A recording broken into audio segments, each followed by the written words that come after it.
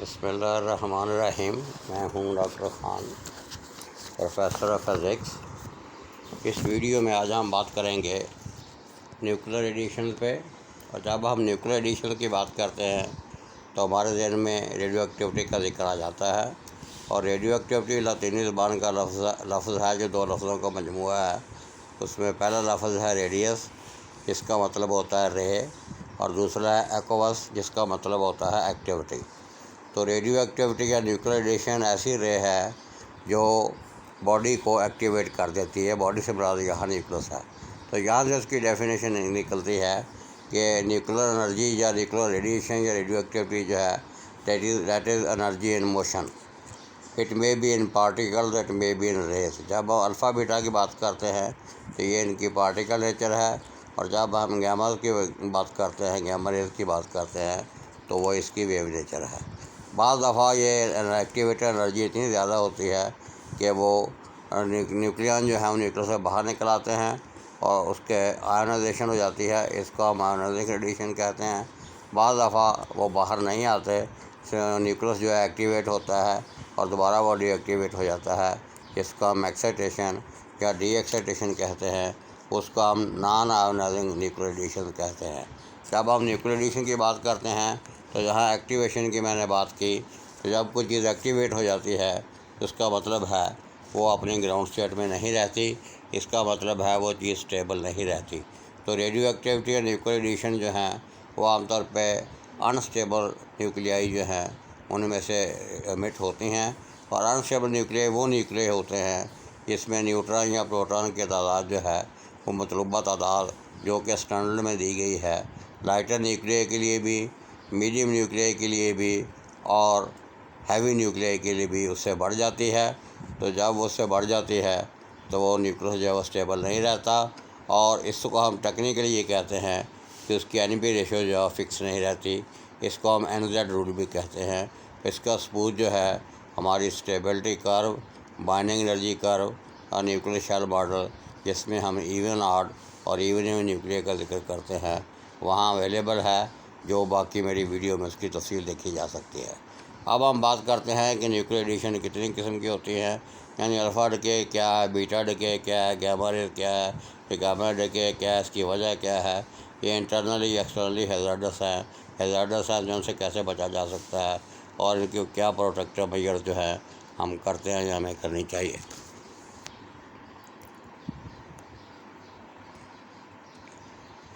یہ سلائیڈ آپ کو بتا رہی ہے کہ جن کی ڈیفینیشن جو ہے انرجی ان موشن ہے، اور یہ جو میں پہلے اس کا ذکر کر چکا ہوں۔ اس کے بعد یہ ایکسائٹیشن ڈی ایکسائٹیشن کا بھی ذکر ہو چکا ہے۔ آگے جو سلائیڈ آپ کے کام کیا ہے، یہ نیوکلس ایکٹیویٹ ہوا ہے، بعد میں ڈی ایکٹیویٹ ہوا ہے، اور یہ پارٹیکل یا ویو نیچر جو ہے اس کی طرف وضاحت ہے اس سلائیڈ میں۔ یہ اس کی گیما ریڈیشن کا ذکر ہے، الیکٹرو میگنیٹک ویو کا جو چل رہی ہے۔ اس کے بعد ان ریڈیشن کے ساتھ ایک یہ مسئلہ ہے کہ ہماری 5 حصے جو ہیں ان میں کام نہیں کرتی، یعنی یا تو نہ تو یہ نظر آتی ہیں، نہ ان سونگی جا سکتی ہے، نہ ان کو سنا جا سکتا ہے، نہ ان کو محسوس کیا جا سکتا ہے، نہ ان کو ٹیسٹ کیا جا سکتا ہے، نہ ان کو ٹچ کیا جا سکتا ہے۔ ان کے لیے ہمیں کوئی ایسی چیز چاہیے جو چھٹی اس کے طور پہ کام کرے، جس کو آپ ریڈیشن کہتے ہیں۔ ریڈیشن ڈیٹیکشن پہ یا نیوکلیر میڈیسن پہ میری ویڈیو یوٹیوب پہ اویلیبل ہے، آپ اس کو دیکھ سکتے ہیں۔ تو خوش نصیبی ان کی یہ ہے کہ جب یہ میٹر کے ساتھ انٹریکٹ کرتی ہیں تو میٹر کی فزکس، کیمسٹری یا بایولوجی بدل دیتی ہیں، جس کو ہم فزیو کیمیکل یا بایولوجیکل ریئیکشنز کہتے ہیں۔ تو ان ریئیکشن کو ہم اسٹڈی کر لیتے ہیں انڈائریکٹلی، اور وہی ریئیکشن جو ہیں وہ ڈیٹیکٹر جو ہیں ان کے ورکنگ پرنسپل ہیں۔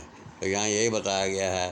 پھر آئونائزنگ ریڈیشن کون سی ہوتی ہے، نان آئونائزیشن ریڈیشن کون سی ہوتی ہیں، جن کا ذکر میں پہلے کر چکا ہوں، وہ یہاں ان سلائیڈوں میں دکھائی جا رہی ہے۔ اور جب ہم نیوکلیر ایڈیشن کی بات کرتے ہیں تو یہ ریڈیشن اس وقت تک بیٹ ہوتی رہتی ہے جب تک نیوکلس دوبارہ اسٹیبل نہیں ہو جاتا۔ تو اب ہم ان کے ٹائپس کی بات کرتے ہیں۔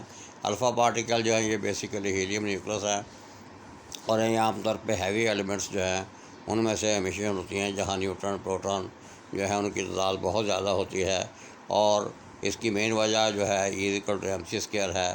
اس کی یعنی بائنڈنگ انرجی پازیٹیو ہوتی ہے، تو اس میں نیوکلین جو ہے ان کے ملنے کا چانس ہوتا ہے، اور اس کی اصل وجہ جو ہے جب ہم نیوکلر انرجی میں پوٹینشیل انرجی کا فارمولہ دیکھتے ہیں تو وہاں پوٹینشیل انرجی ریسیپروکل جو ہے 1/r یعنی نیوکلس ریڈیوس کے برابر ہوتی ہے۔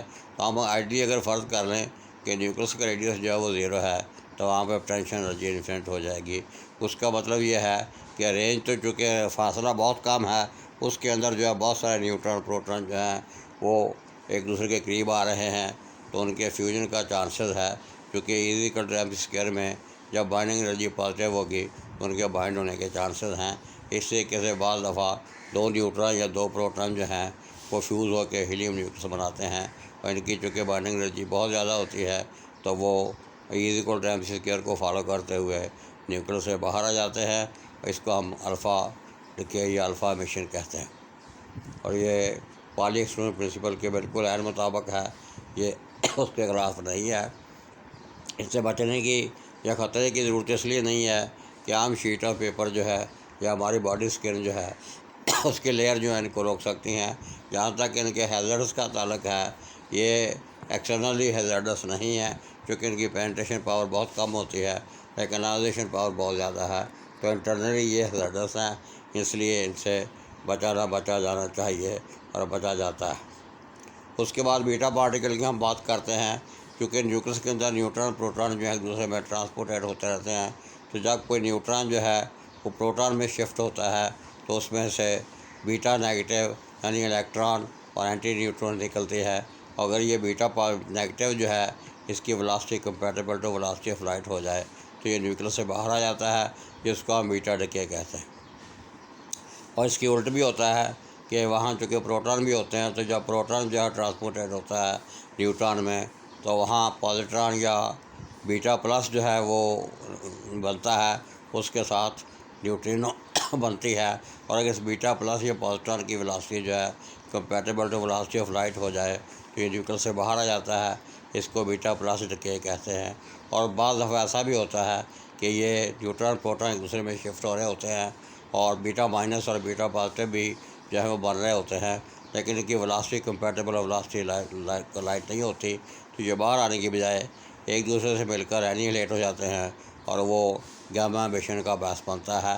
اور یہی وجہ ہے کہ بیٹا پازیٹیو جو ہے یہ موسٹلی ان کی ڈکے جو ہے پروبیبلٹی بہت کم ہوتی ہے، چونکہ یہ اینیہلیٹ ہو کر نیوکلس کے اندر ہی رہ جاتے ہیں۔ اس کے بعد ہم دیکھتے ہیں کہ بیٹا پارٹیکل جو ہے یہ انٹرنلی ایکسٹرنلی دونوں طریقوں سے ہیزرڈس ہیں، اور ان سے بھی بچنے کی کوشش کرنی چاہیے۔ ان سے بچنے کے لیے ہمارے پاس بیٹا شیلڈنگ کے طور پہ جو چیزیں ہیں وہ ہماری پلاسٹکس جو ہے وہ اس کو روک سکتی ہے، گلاس روک سکتا ہے، میٹل فائر روک سکتا ہے، یا سیفٹی گلاسز اگر ہم لگا لیں تو ان سے بچا جا سکتا ہے۔ اس کے بعد گیما جو ہے یہ موسٹلی جو ہے ایکسٹرنلی ریڈیشن ہیزرڈز ہیں، اور ان سے بچنے کے لیے یہ بیٹا سورس سے گیما سورس کی بات ہے، تو ان سے بچنے کے لیے گیما سورس سے بچنے کے لیے ہمیں کنکریٹ، لیڈ یا اسٹیل کا استعمال کرنا پڑتا ہے، اور یہ لیڈ کنکریٹ آپ کے سامنے ہے۔ یہ ایک کمپریہنسو شیلڈ ہے جس میں بتایا گیا ہے کہ ریڈیو ایکٹیو ایلیمنٹ جو اس میں سے الفا بیٹا گیما نکل رہے ہیں، الفا پیپر نے روک لیا ہے، بیٹا ایلومینیم فائل نے روکا ہے، اور گیما اینڈ پہ جو ہے اس کے لیے ہمیں کنکریٹ وال جو ہے اس کے استعمال کرنا پڑا ہے۔ یہ اس کا انسان کے ساتھ دوسرا ورژن ہے انٹرنل کا۔ یہ بتایا گیا ہے کہ بعض دفعہ جو ہے نیوکلیر ایڈیشن جو ہے جب باڈی سے انٹریکٹ کرتی ہے اس کی فزکس کیمسٹری یا بیالوجی چینج کر دیتی ہیں، تو یہ سیل جو ہے اس کا نقصان کرنے کی صلاحیت رکھتی ہے، خاص طور پہ آئونائزنگ ریڈیشن جو ہے۔ تو اگر ڈیمیج کم ہو تو سیل ریپیئر کر لیتا ہے، کوئی مسئلہ نہیں ہوتا، لیکن اگر ڈیمیج بہت زیادہ ریڈیشن جو ہے ان کی انٹینسٹی بہت زیادہ ہو تو یہ ڈیمیج اس طرح زیادہ ہوتا ہے کہ سیل جو ہے اس کی ڈیتھ ہو جاتی ہے۔ اس طریقے سے ہماری میچور برتھ یا میچور ڈیتھ جو ہے اس کا چانس ہوتا ہے۔ اور اگر انٹینسٹی جو ہے میڈیم ہو تو سیل جو ہے اس کی ٹرانسفارمیشن شروع ہو جاتی ہے کسی اور قسم کے سیل میں، جو بھی نارمل جو ہے برتھ یا ڈیتھ کا باعث بنتا ہے۔ اس کے بعد یہ مسئلہ آتا ہے کہ ریڈیشن ڈوز جو ہے اس سے ایکسٹرنل ہو یا انٹرنل ہو ہمیں کیسے بچنا چاہیے۔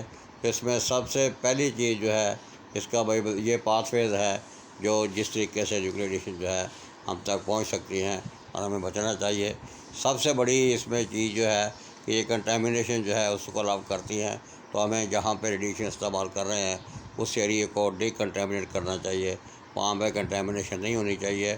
پھر ریڈیشن پروٹیکشن جو ہے اس سے بچنے کے لیے خاص ٹیکنیک ہے جس کو ہم الارا کے تحت پڑھتے ہیں۔ الارا ایبریویشن ہے کہ ایز لو ایز ریزنیبلی اچیویبل، کہ کم سے کم ریڈیشن کا استعمال میکسیمم یوٹیلٹی کے لیے۔ اس کے لیے جو ہم ٹیکنیک استعمال کرتے ہیں اس کا ہم کہتے ہیں TDS ٹیکنیک۔ ٹی سے مراد یہاں ٹائم ہے، ڈی سے مراد ڈسٹینس ہے، اور ایس سے مراد شیلڈنگ ہے۔ یہ چونکہ ریڈیو ایکٹیو ڈکے ہے تو اس میں ریٹ آف ڈکے جو ہے اس کا ہم ذکر کرتے ہیں، تو وہاں ٹائم کا ذکر ہوتا ہے۔ تو اس کا مطلب یہ ہے کہ جتنا کم وقت ریڈیشن کے پاس گزاریں گے اتنا کم ڈیمیج ہوگا، جتنا زیادہ وقت گزاریں گے اتنا زیادہ ڈیمیج ہوگا۔ تو اس طریقے سے یہ ٹائم کے حوالے سے جب ہم بات کرتے ہیں تو ہم بات کرتے ہیں سن باتھ اور سن برن کی۔ اگر سورج میں آپ تھوڑے عرصے کے لیے بیٹھیں گے تو سن باتھ ہوگا، زیادہ عرصے کے لیے بیٹھیں گے تو سن برن ہوگا۔ ڈسٹینس کے حوالے سے جب ہم بات کرتے ہیں تو یہ ریڈیشن جو ہیں یہ انورس کے لا کو فالو کرتی ہیں۔ جتنا آپ سورس کے قریب جائیں گے ڈیمیج زیادہ ہوگا، جتنا آپ سورس سے دور جائیں گے ڈیمیج جو ہے وہ کم ہوگا۔ اس کو ہم آپٹیمم لیول ڈسٹینس پہ رکھتے ہیں تاکہ ڈیمیج بھی کم سے کم ہو اور ریڈیشن سے جو ڈائگنوسٹک یا تھراپیوٹک اسٹڈی کرنی ہو وہ بھی ممکن ہو۔ اس کی ہم مثال دیتے ہیں کہ آگ والا چولہا جو ہے اس کے جتنا آپ قریب بیٹھیں گے سیک زیادہ لگے گا، جتنا دور جائیں گے وہ سیک کم ہو جائے گا۔ لیکن آپ اپنا خاص فاصلہ فکس کر کے وہاں بیٹھ سکتے ہیں، نہ زیادہ گرمی محسوس ہو اور نہ زیادہ ٹھنڈک محسوس ہو۔ اس طریقے سے ڈسٹینس کو کنٹرول کر کے اس کی ڈوز کو کنٹرول کیا جا سکتا ہے۔ اور تیسری چیز ہے شیلڈنگ، کہ اپنے آپ کو آپ آئسولیٹ کر لیں کسی ایسی چیز کے ذریعے جس میں سے یہ نہیں گزر سکتی۔ تو شیلڈنگ سے مراد اس چیز جو ہے آپ نے پہنی ہے اس کی ڈینسٹی ہے یا اس کی تھکنس ہے۔ تو بیسیکلی ہم اس سے مراد یہ لیتے ہیں کہ بارش فرض کریں ہو رہی ہے تو آپ نے چھتری امبریلا پہنا ہوا ہے تو وہ شیلڈنگ کے طور پہ کام کرے گا، اور بارش کی انٹینسٹی پہ ڈپینڈ کرے گا کس قسم کی بارش ہے۔ تو اس قسم کا اگر امبریلا آپ پہن لیں تو آپ بھیگنے سے بچ جائیں گے، یعنی اگر آپ شیلڈنگ اڈاپٹ کریں گے ریڈیشن ایکسپوجر سے بچ جائیں گے۔ دوسرا اس سے عام طور پہ ہم مثال لیتے ہیں کہ جب ہم شیلڈنگ کی بات کرتے ہیں تو اکثر یہ لوگوں کا خیال ہے وہ ریڈیشن ابزارب ہوتی ہے، تو ابزارب ہوتی ہے لیکن اٹینویشن کے ذریعے اپنا راستہ بدلتی رہتی ہے اور اس طریقے سے وہ کلیئر میں انرجی لاس کر دیتی ہے اور آپ تک نہیں پہنچ سکتی۔ اس کی بہترین مثال جو ہے ہمارے سامنے وہ بلٹ پروف جیکٹس ہیں کہ جب فائرنگ ہو رہی ہوتی ہے آپ جیکٹ پہنتے ہیں تو بلٹس جو ہیں آپ تک آنے کی بجائے اٹینویٹ ہو کے کہیں آگے پیچھے چلی جاتی ہیں اور آپ کو نقصان نہیں کر پاتی۔ لیبارٹری میں ہم اس کا استعمال کرتے ہیں لیب کوٹ یا لیڈ کوٹ کے ذریعے۔